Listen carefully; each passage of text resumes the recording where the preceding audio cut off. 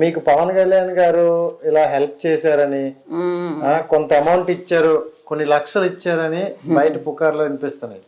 అది ఎంతవరకు నిజమమ్మా?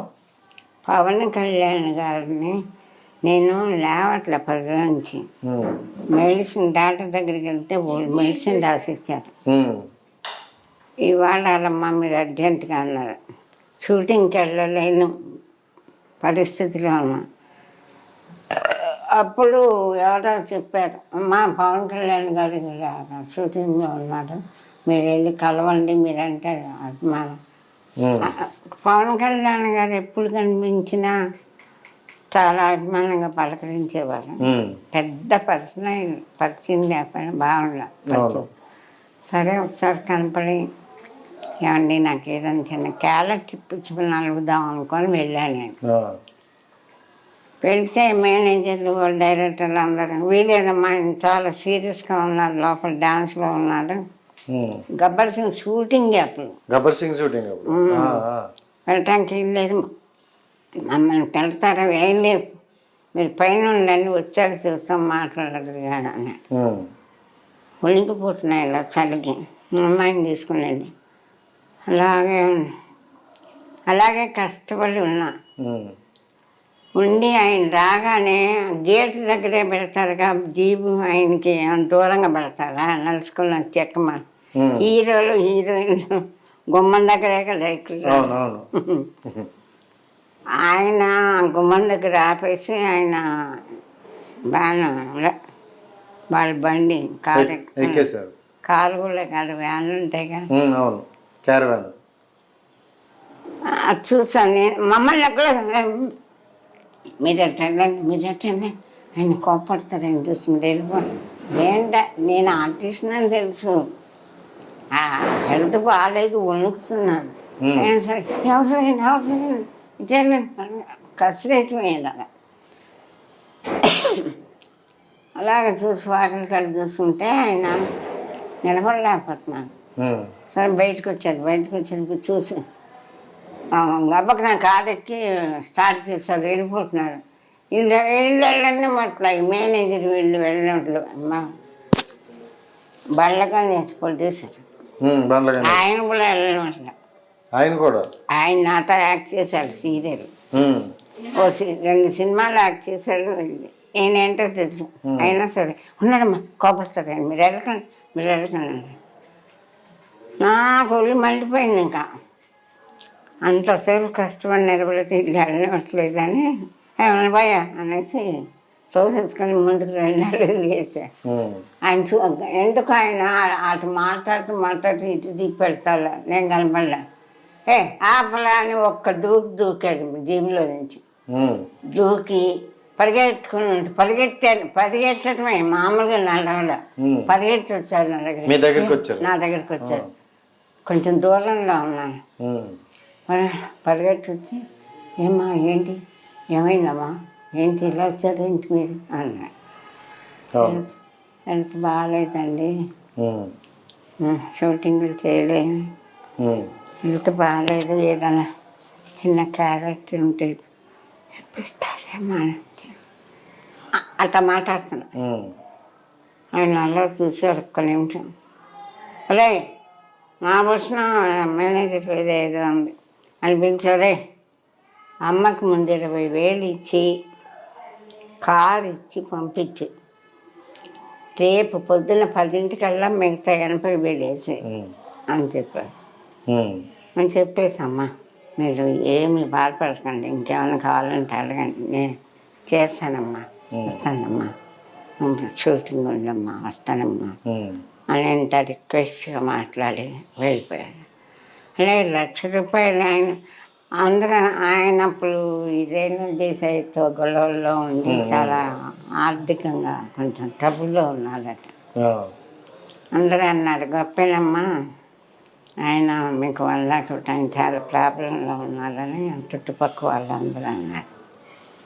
నేను అప్పుడు ఆయన తలుచుకుంటే ఇప్పుడు ఆయన కోర్టులు పెట్టాడు, అది కాదు. నిజంగా నేను చాలా ప్రార్థించా తల్లిని ఆయన బాగుండాలని. ఆయన ఆయన నేను పెద్ద కలిసిమెలిసి ఏం తిరగలేదు, పెద్ద పర్సనల్ టచ్ ఏం లేదు మాకు. ఊరికే నేను తెలుసు అంతే. సుస్వాగతంలో చేశాను. సుస్వాగతం సినిమా చూస్తారు, ఆ బస్సులో కిల్లి ఉమ్మేస్తూ చూసాను, అదే పరిచయం. ఆ తర్వాత మళ్ళీ గబ్బర్ సింగ్ అప్పుడు చాలా గ్యాప్ వచ్చింది. మనం వేసిన చిన్న క్యారెక్టర్ ఆయనకి కొత్త. ఆయన గుర్తుపెట్టుకుని మీ వరకు రావడం అనేది ఆయన సంస్కారమే కదమ్మా. అది రావటం కాకుండా అట్లా జంప్ చేసి పరిగెట్టుకుని వచ్చి అడిగి హెల్ప్ చేశారే హీరో, దానికి నేను లక్ష కాదు ఎన్ని కోట్లకు కూడా విలువ లేదని అనుకుంటాను. నేను ఎన్నో కోట్ల విలువ ఇస్తాను. ఆ మనసుకి అంత గౌరవించి అభిమానించి పరిగెత్తి వచ్చారు కదా. ఆయన దిక్కులు ఏంటి సమలాలు వచ్చావురా అమ్మ, డబ్బులు లేవా, అలా ఒక 20,000 ఇచ్చి పంపరా అంటే పోయి కదమ్మా, ఇంకేమైనా చేయగలమా. ఆయన దూకి నా దగ్గరికి వచ్చి వివరం అడిగి ఎట్లా మాట్లాడటం అనేది హ్యాట్సాప్. అప్పటికి చాలా మంచి మనసున్న వ్యక్తి ఆయన. తర్వాత చాలామంది సాయం చేశారు. నేను సుస్వాగతంలో చేసేటప్పుడు కూడా ఆయన టవల్ దులిపి అమ్మ ఇక్కడ కూర్చొని. అప్పటి నుండి ఇప్పటి వరకు ఆయన వ్యక్తిత్వం అలానే ఉందమ్మా. ఇప్పుడు నేను కలవలేదు ఈ మధ్య. అంటే అప్పుడు కలిసారు, మళ్ళీ చాలా రోజుల తర్వాత మళ్ళీ గబ్బర్ సింగ్ బాగా చేశారు ఆయన్ని. అదే అంటున్నా ఇందాక, ఎప్పుడో ఒకసారి పుడతారు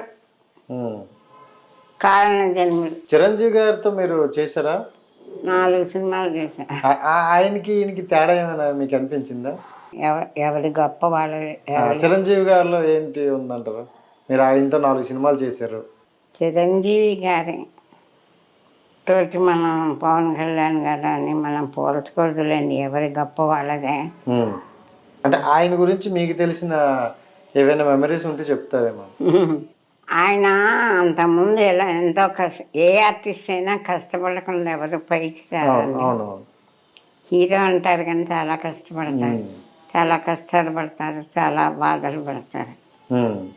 అయితే ఒక ఏజ్ వచ్చాక, ఒక లెవెల్ వచ్చాక ప్రతి వ్యక్తిలోనూ మార్పు వస్తుంది. అది రాకపోతే వాళ్ళు వ్యక్తులే కాదు, మనుషులే కాదు వాళ్ళు. ఆయన కెఎస్ రామారావు గారు అన్నారు ఒకసారి, ఆయన పిల్లలు కూర్చొని తిన్నా తరగని ఆస్తి సంపాదించాడు, అయినా ఎండు మండుతుండలో రేకుల చెట్లు డ్యాన్స్ ప్రాక్టీస్ చేస్తున్నాడు అని. అంటే ఉత్తిపట్ట వాళ్ళకున్న ఇది మన బాధ్యత. మనం ఈ క్యారెక్టర్ ఒప్పుకున్నామంటే ప్రాణం పోయినా సరే మనం న్యాయం చేయాలి. ఆయన డబ్బులు ఆపైనా, ఆ సినిమా ఫెయిల్ అయిపోయినా ఆయన బతుకుతారు. పేరు చిరంజీవి ఇట్లా డ్యాన్స్ చేశాడు, వీళ్ళు మళ్ళా ఇలా కాళ్ళు ఏమైపోయినా ఇలా అంటారేమో భయం, మోకాళ్ళు నొప్పులు ఏదైనా. వాళ్ళకు వచ్చిన పేరు నిలబెట్టుకోవడానికి ఎంత కష్టమైనా పడతారు. ఆ తర్వాత ఆయన గురించి చెప్పేంత దాన్ని కాదు, కోవిడ్ వచ్చినప్పుడు తర్వాత గమనించాను బాగా. ఆయన పూర్తిగా ఏజ్ ఆయనకు వచ్చిన ఏజ్ కాకుండా ఆయన ఎన్నేళ్ళు కష్టపడి సంపాదించిన టాలెంట్, ఆయనలో ఒక పరిపూర్ణ వ్యక్తిత్వం, ఎదుటిపక్కన జాలి గుణం, దయాగుణం, ధర్మగుణం అన్నీ కొంచెం కొంచెం బయటకు వచ్చినాయి అని అనుకుంటున్నాను. ఆ కోవిడ్ వచ్చాక ఎవరన్నా బాధపడుతుంటే చూడలేకపోవటం, ఎవరినన్నా అవమానిస్తుంటే నిజంగా ఇప్పటికి నేను మనసారా అమ్మ సాక్షిగా చెబుతున్నాను, నమ్ముతున్నా. నాకు జరిగిన అవమానం కానీ, నేను పడుతున్న బాధ కానీ ఆయనకు తెలియదు. తెలిస్తే చస్తే ఊరుకోరు, అవమానిస్తే ఆయన ఊరుకోరు. ఏం జరిగిందంటారు? అంటే అవమానం అన్నారు కదా, సో ఏమైంది? అవమానం మాట అలా ఉంటే నేను ఇప్పుడు ప్రమాదంలో ఉన్నాను, ప్రాణ భయంతో ఉన్నాను. నాకు జబ్బు చేసి గుండెల్లో 3 హోల్స్ ఉన్నాయి. ఇది మరీ విచిత్రమైన పరిస్థితి. ఈ 50 ఏళ్ళ నాటక రంగ విచిత్రం వేయటం, సన్మానాలు, సభలు, డబ్బు సంపాదించటం, పోవడం. కొంతమంది పోగొట్టుకున్నారు పాప. కాంతారావు గారు లాంటి మహానటుడు ఎవరో వెళ్ళి హాస్పిటల్లో ఉంటే 50,000 ఇచ్చారట రామానాయుడు గారు. అంతకంటే ఆయన సంగతి నాకు తెలుసు. కాంతారావు అంతటి మహానటుడికి అలాంటి దుస్థితి. ఇప్పుడు ఆపరేషన్ లేకుండానే మోకాళ్లకు ప్లాస్మా ట్రీట్మెంట్. మీ ఆర్థోపెటిక్ సమస్యలన్నిటికీ రోబోటిక్ టెక్నాలజీ ద్వారా తక్కువ ఖర్చుతో శాశ్వత పరిష్కారం. Free consultation. ప్రతి ట్రీట్మెంట్ పై 20% డిస్కౌంట్. ఈ ఆఫర్ కొద్ది రోజులు మాత్రమే. త్వరపడండి. V9 hospitals 9281465842.